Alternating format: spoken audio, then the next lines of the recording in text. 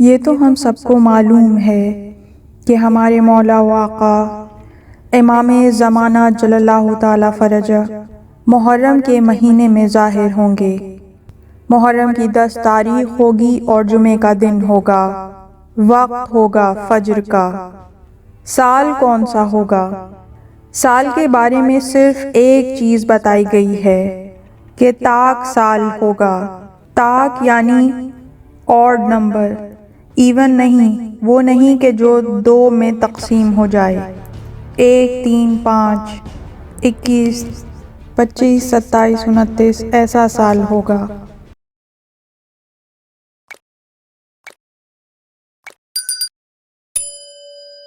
اب امام کے ظہور کی 10 بڑی نشانیاں۔ سب سے پہلی نشانی ماہ جمادی الثانی میں ظاہر ہوگی، ظہور امام سے 9.5 مہینے پہلے۔ اس علامت کے بارے میں علماء کہتے ہیں کہ ہم یہ تو نہیں بتا سکتے کہ امام کب ظاہر ہوں گے، مگر جس جمادی الثانی میں جب یہ علامت ظاہر ہوگی، اس علامت کے ظاہر ہونے کے بعد بتا سکتے ہیں کہ ظہور میں اب فقط 270 دن رہ گئے۔ اتنے اعتماد کے ساتھ علماء کہتے ہیں۔ تو امام کے ظہور سے پہلے والا جمادی الثانی، اس میں سفیانی کا شام میں خروج، سفیانی کا فتنہ ظاہر ہوگا۔ شام آج کا شام نہیں، معصوم کے زمانے کا شام، جس میں آج کا شام، فلسطین، اردن، اسرائیل، لبنان، یہ سب مل کر جو علاقہ بنتا ہے وہ اس وقت کا شام ہے۔ شام کے علاقے میں ایک شخص آئے گا جس کا نام سفیانی ہے، تعصب، دشمنی رکھنے والا۔ اس کی زندگی کا ایک ہی مقصد ہوگا کہ آج اہل بیت تو میرے سامنے نہیں ہیں، مگر جو بھی ان سے محبت رکھنے والا ہے اسے قتل کر دوں گا۔ پہلا قانون اس کی مملکت میں یہ بنے گا کہ جس کا بھی نام علی، حسن، حسین، جعفر، یا عورتوں میں جس کا بھی نام زینب، فاطمہ ہو، یا ان کے ناموں پہ کوئی نام ہو، وہ واجب القتل ہے۔ جو بھی اسے قتل کرے، محب اہل بیت کا کٹا ہوا سر لاؤ تو 1,00,000 درہم انعام میں دیا جائے گا۔ 9 مہینے اس کا فتنہ جاری رہے گا۔ اور اس کا فتنہ ختم کیسے ہوگا کہ یہ مدینے پہ حملہ کرے گا، مدینے شہر کو تاراج کرے گا، پھر اس کا لشکر خانہ کعبہ گرانے کے ارادے سے مکے کی طرف بڑھے گا۔ لیکن یہ واقعہ محرم میں پیش آئے گا جو ظہور کا مہینہ ہے۔ اس کی ابتدا ہے جمادی الثانی، اس کے بعد رجب کا مہینہ۔ رجب کے مہینے میں اتنی کثرت سے بارشیں ہوں گی، اتنی کثرت کے ساتھ کہ یہ اس زمانے کے لوگوں کے لیے بھی ڈرانے اور خوف زدہ کرنے والی ہوں گی، ان لوگوں کے لیے بھی کہ جہاں عموماً بارشیں ہوتی رہتی ہیں۔ دنیا کا کوئی علاقہ ایسا نہیں ہوگا جہاں ان بارشوں سے ڈر اور خوف نہ پایا جائے۔ اس کے بعد ماہ شعبان۔ شعبان کے مہینے میں فلکیات کے 2 قانون ٹوٹیں گے۔ پہلی بات تو یہ ہے کہ سورج گرہن یا تو مہینے کے شروع میں یا آخر میں ہوتا ہے، اور چاند گرہن مہینے کے درمیان میں ہوتا ہے، وسط میں ہوتا ہے۔ لیکن ظہور امام سے پہلے والا جو شعبان ہوگا، اس میں چاند گرہن بالکل ابتدا ماہ میں ہوگا، اور سورج گرہن مہینے کے درمیان وسط ماہ میں ہوگا۔ تو اس شعبان میں فلکیات کے 2 قانون ٹوٹیں گے۔ اس کے بعد ماہ رمضان۔ ماہ رمضان میں تو انتہائی خاص نشانی ظاہر ہوگی۔ ماہ رمضان کی 23 جمعے کا دن ایک ایسی چیخ اور دھماکے کی آواز جس کی تفصیل جو حدیثوں میں آئی، اور یہ حدیث اہل سنت کے ہاں صحیح بخاری میں بھی موجود ہے، اور ہمارے ہاں بہار الانوار سمیت کئی کتابوں میں موجود ہے۔ 23 تاریخ معصوم کا جملہ، صبح کو گھر سے باہر نہ نکلنا، شیشے کی کسی چیز کے قریب نہ ہونا، اور جب چیخ کی آواز کے آثار نظر آئیں تو کانوں کو بند کر کے زمین پر لیٹ جانا۔ 23 رمضان اتنی زوردار دھماکے کی چیخ کی آواز سنائی دے گی کہ معصوم کا جملہ ہے کہ کانوں کے پردے پھٹ جائیں گے اور لوگوں کے دل بند ہو جائیں گے، اور بہت سی عورتوں کا وضع حمل ہو جائے گا، یعنی حمل ضائع ہو جائے گا۔ یہ وہ رمضان کہ جس کے بعد ظہور امام ہونا ہے۔ اس کے بعد ماہ شوال۔ ماہ شوال میں پھر فلکیات کے 2 قانون ٹوٹیں گے کہ ظہر کے وقت سورج کی رفتار اتنی کم ہو جائے گی کہ ہمیں ایسا محسوس ہوگا کہ سورج رک گیا ہے، ٹھہر گیا ہے اور وقت ہی آگے نہیں بڑھے گا۔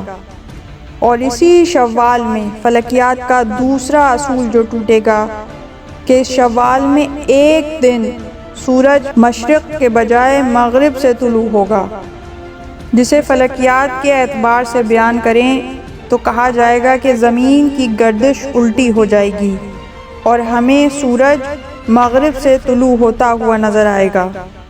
اس کے بعد ماہ ذیقعدہ۔ اس ماہ میں 2 نشانیاں بتائی جا رہی ہیں۔ پہلی یہ کہ اس مہینے میں جگہ جگہ ایسی آگ بھڑکے گی کہ جس سے سمندر بھی محفوظ نہیں رہیں گے۔ پہلے تو یہ بڑی بات تھی، کوئی یہ نہیں سوچ سکتا تھا کہ سمندر میں آگ کیسے لگے گی، لیکن جب سے سمندروں سے تیل نکلنے لگا ہے اور تیل کے کنووں میں آگ بھی لگ جاتی ہے تو یہ منظر نظر آ جاتا ہے۔ لیکن معصوم کا یہ جملہ مشرق میں، درمیان دنیا میں، مغرب میں، تینوں جگہ ایسی آگ ہوگی کہ سمندروں میں بھی آگ کے شعلے بھڑکتے ہوئے نظر آئیں گے، اور دنیا کی 1/3 آبادی 1/3 پاپولیشن اسی مہینے میں مرے گی۔ معصوم کی حدیث کا جملہ ہے کہ میرا بیٹا ظاہر نہیں ہو سکتا جب تک کہ 2 موتیں پیش نہ آئیں۔ الموتان۔ راوی نے پوچھا مولا کون سی موت؟ کہا الموت الاحمر والموت الابیض۔ میرے بیٹے کے ظہور سے پہلے 2 موتیں ہوں گی، ایک سرخ موت، ایک سفید موت۔ سرخ موت میں دنیا کی 1/3 آبادی مرے گی، اور سفید موت میں بھی ایک بڑی آبادی مرے گی۔ راوی نے کہا مولا ذرا اور وضاحت کریں۔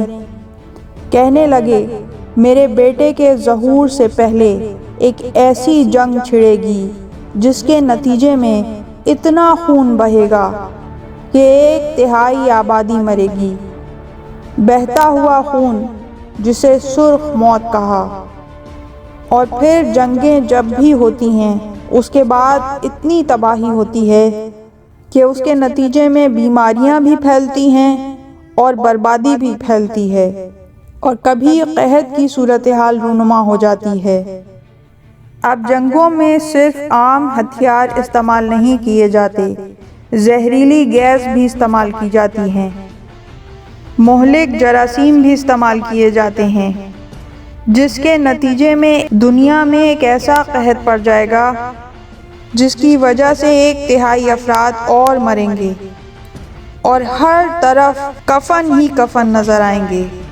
یہ سفید موت، قحط ایسا ہوگا کہ معصوم کا ایک جملہ ہے پروردگار ہم سب کو اس عذاب سے بچائے، اس عذاب سے محفوظ رکھے۔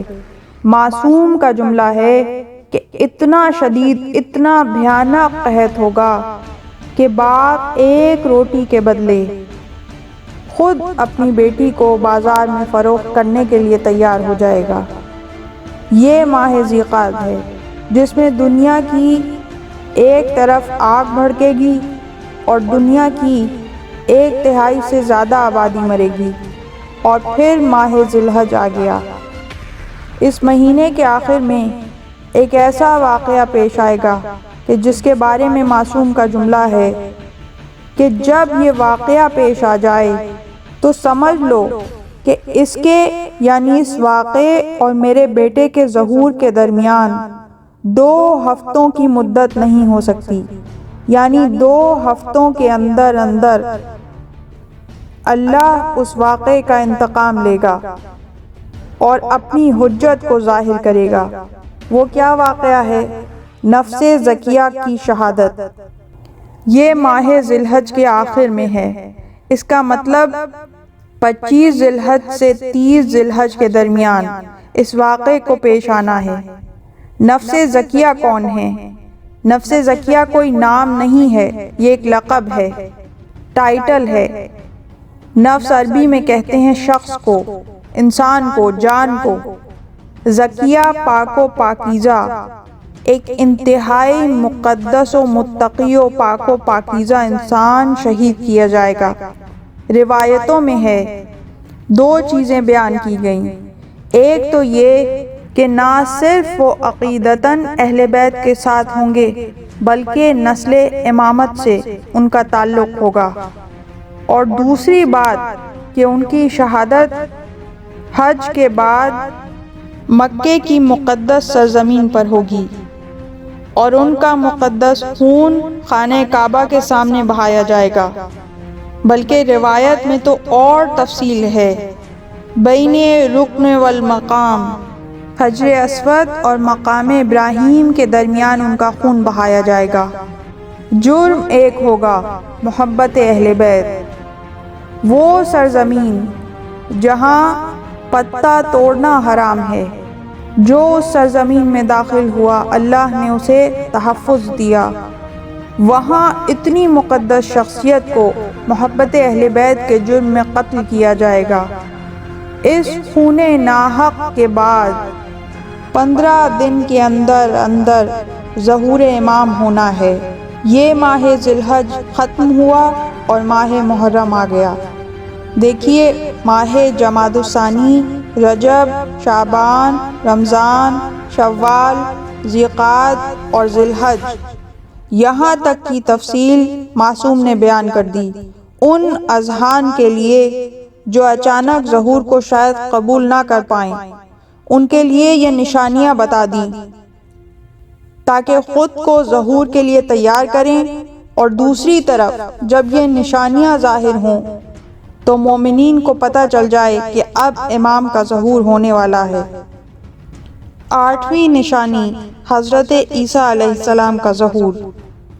اب 10 محرم ظہور کا دن، اس دن نشانیوں میں سے ایک نشانی پوری ہوگی۔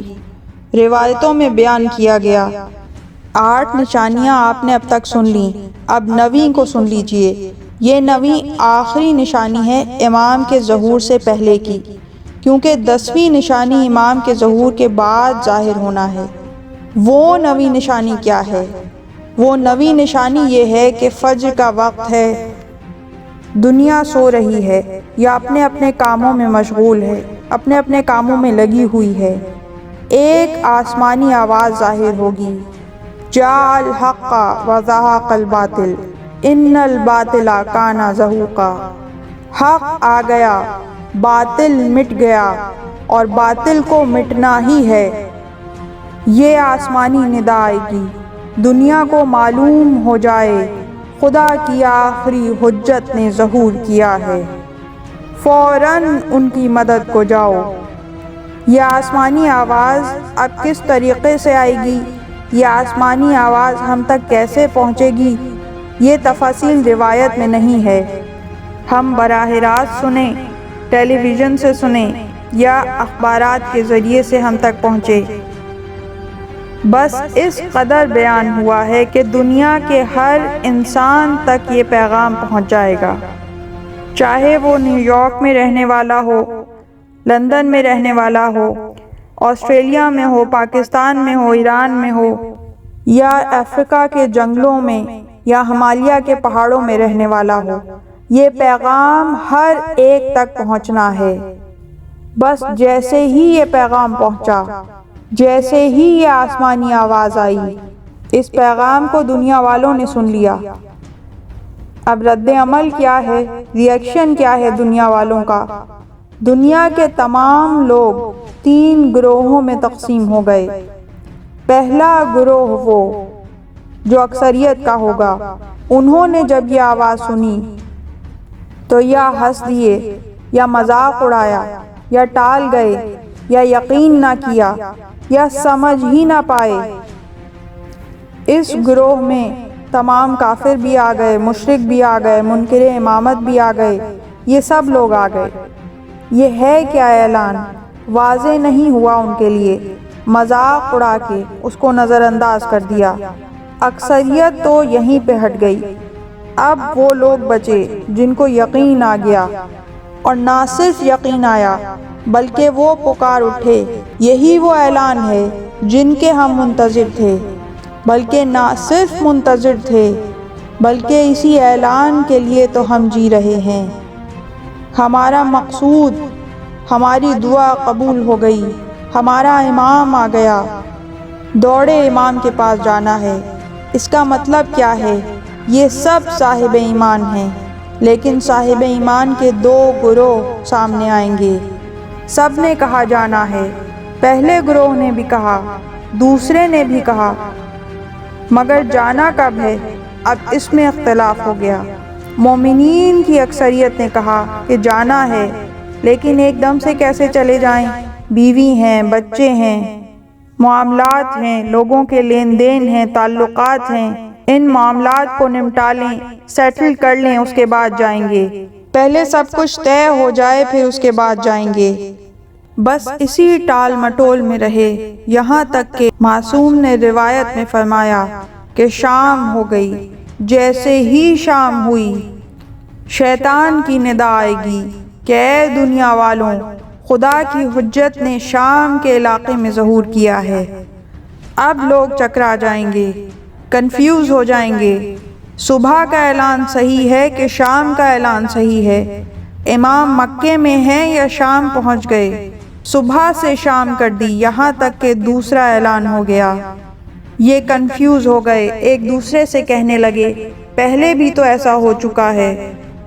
لوگ آئے اور لوگوں کو بہکا گئے۔ ویٹ اینڈ سی، ذرا معاملہ صاف ہو جائے۔ تو یہ ٹھہر گئے، اور جو ایک بار ٹھہر گیا تو بس وہ رک گیا، کبھی خدمت امام میں نہیں پہنچ سکا۔ اور اب ایک تیسرا گروہ ہے، بہت مختصر سا مگر ہے۔ جیسے ہی اس نے سنا کہ امام نے بلایا ہے، بس اسی کا تو ہم انتظار کر رہے تھے، ساری عمر اسی لیے گزری، چلو امام کے پاس۔ نہ بیوی کا خیال، نہ شوہر کا خیال، نہ بچوں کا خیال، نہ کاروبار کا خیال، نہ مکان کی فکر، نہ پاسپورٹ اور ٹکٹ کی فکر، بس جانا ہے، جانا ہے۔